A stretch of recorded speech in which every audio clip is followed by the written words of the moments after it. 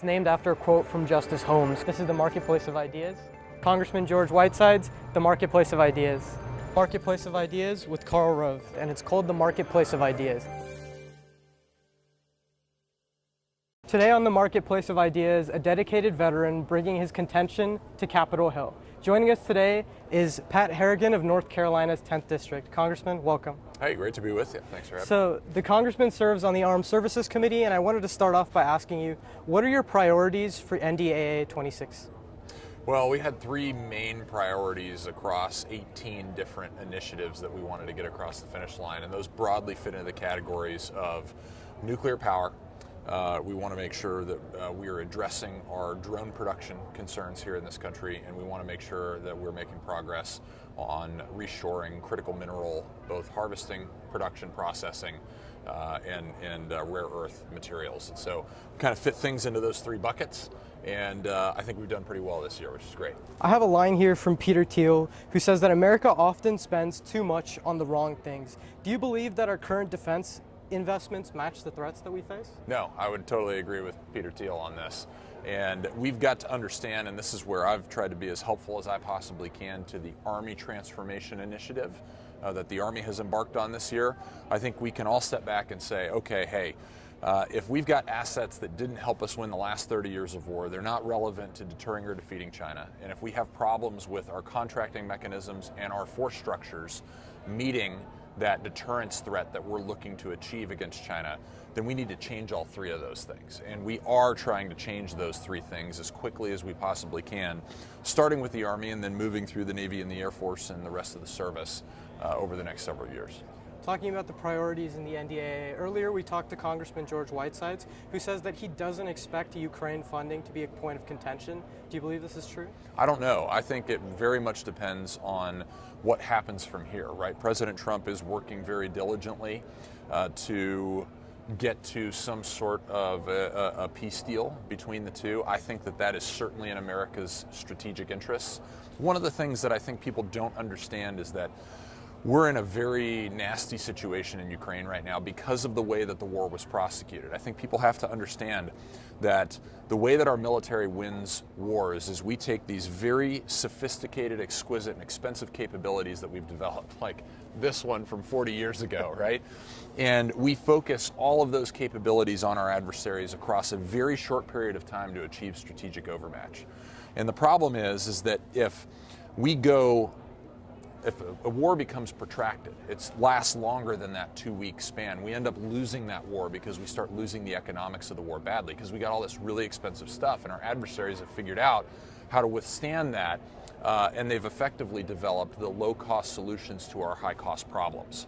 We need to change that paradigm. We have got to develop the low-cost solutions here in our country to our enemy's high-cost problems. Until we do that, and until we realize that Ukraine has become a protracted conflict where we're badly losing the economics, where Russia's sending $50,000 drones that we're shooting down with $1 million missiles, every day that that happens, Russia wins.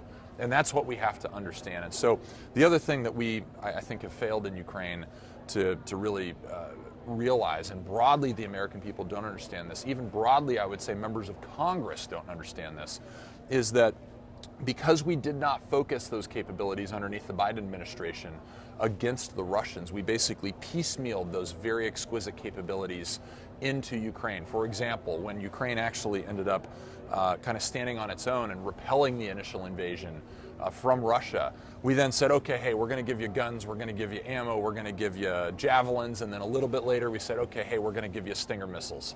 And then a little bit later after that, we sent some like armored personnel carriers from the 1970s. And then 6 months later, we sent HIMARS rockets. 6 months after that, we sent Bradley fighting vehicles. 6 months after that, we sent M1 Abrams tanks. 2.5 years after the war started, we sent F-16s. What that actually did is that's not equipping Ukraine to the way that we fight and win our nation's wars, right? That is piecemealing those capabilities in, not focusing them all at one time. So what we did is we created the military equivalent of antibiotic resistance in the Russians. We allowed them to adapt. So my concern is that every dollar that we send to Ukraine at this point moving forward is effectively met with antibiotic resistance. And this war will not change unless the West gets directly involved, which is a horrible prospect, which is why I hope that we can all get behind the concept that President Trump is trying to deliver, which is let's get peace in Ukraine. The late Henry Kissinger was often quoted saying that we should have helped Ukraine faster and much earlier. So you're basically agreeing with that assessment, I suppose. Yeah, look, I think the war never should have started in the first place, right? And the reason that I ran for Congress is because of the way that Afghanistan fell. I genuinely believed that we showed strategic weakness on a level to the entire world that we have not seen in our nation's history, not even during Vietnam, and we condemn the world to conflict by that action. I want to get back to Afghanistan later, but the Reagan National Defense Poll has come out recently, which says that there's broad support for Ukraine and NATO across both parties. Would you say that peace through strength is still a value of the Republican Party, or are we beginning to see a divide between isolationists and realists? I think we are starting to see a divide between isolationists and those that believe that when America fails to lead, the world burns. I'm certainly in the latter category.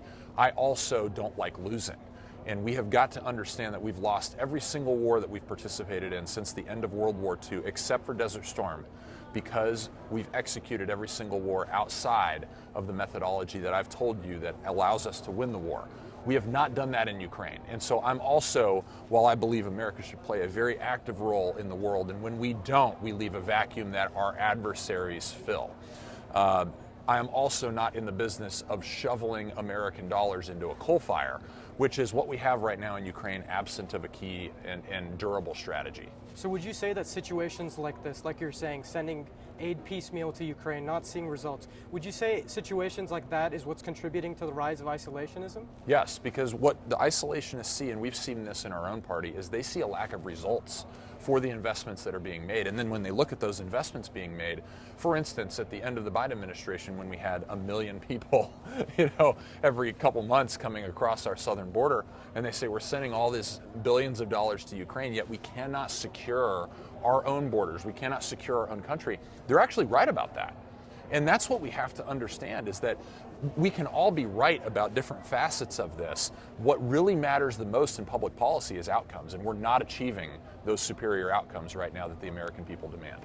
So I want to talk about your own experience. Obviously, you served in Afghanistan, and I want to circle back to that again. How does that affect your outlook on your legislative views on veterans, family support, and service member support overall? Well, I can tell you, I definitely know the consequences of the decisions that we're making. So many don't, right? And I think we've got a situation in Congress where we're near historic lows of veteran participation in Congress.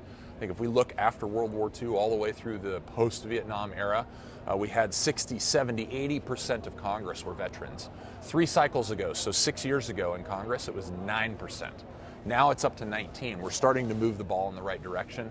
And I think that's great, because I think the one area that I can point to that we have real solutions to our problems is when more veterans can get around the table and discuss not only and have agreements on the problem statement, which is a general problem that we have in our government now. We actually don't even agree on the problems, let alone the solutions, but then can agree on those problems and work towards solutions together and collectively. Talking about moving the ball in the right direction, Congress recently passed the VA Reform Act, which is mainly about housing loans. Is there anything else you'd like to see in terms of reform?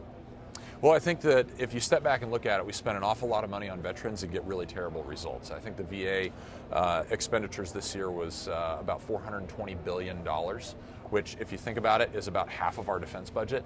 That's a lot of money for some really terrible results. I mean, if you look at VA healthcare, we're spending 5 times the amount on health care for a veteran than we are for somebody on Medicare, and we are not getting a demonstrable difference in outcome for that investment.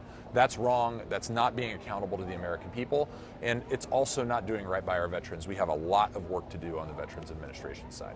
Okay, I want to tie back to Afghanistan now. You've spoken about how Abbey Gate and the Afghanistan withdrawal are moments that motivated you to enter Congress. This is quite a compelling story, so could you kind of play that out for us? Yeah, I think I talked about it earlier, right, where I just fundamentally believe that when America fails to lead, the world burns, and we did not lead when we were coming out of Afghanistan. And not only did we not lead, we actually showed such strategic weakness that it effectively invoked our adversaries to act and move against us all over the world. And we've seen the world effectively light a flame.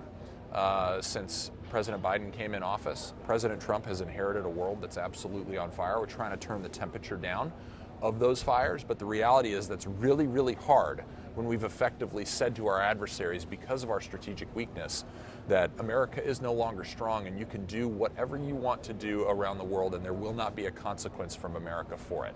I want to tie back to something we were discussing earlier. Now, there's been like an oversimplified debate, I'd say, between stay the course or ending forever wars. Now, do you think if we took appropriate steps forward, if we had withdrawn in a proper way and not left with the chaos that we did, we would have less isolationism?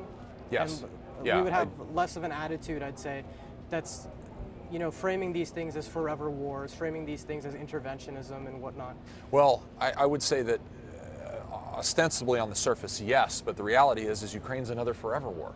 Like we've got to understand that we have a government full of leaders, right? Ostensibly leaders that know how to get into a forever war, but have absolutely no idea how to win one. All right.